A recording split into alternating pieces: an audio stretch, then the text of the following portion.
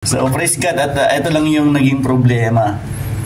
Sana ito lang. Tapos sabi nga nung may-ari, may ingay pa daw. May ingay. Ewan ko kung paano nahugot. Siguro nga medyo hindi stable tong kan. Tingnan natin. Kasi kung malikot, pwedeng yun ang dahilan. Kaya nahugot. Kasi sabi nila, maingay daw. So yun yung pinaka main problem siguro. Eto, secondary na lang. So, tingnan muna natin. Ibalik natin to. Tapos, paikutin natin. Andarin ko, gamit ng spin muna. Tingnan ko lang yung ingay na sinasabi nila kung malikot, may problema, kailangang i-balance siguro.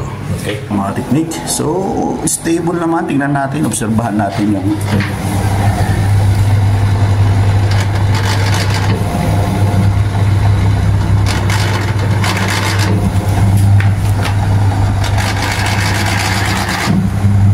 meron lang yung ingay na saan yung gagaling.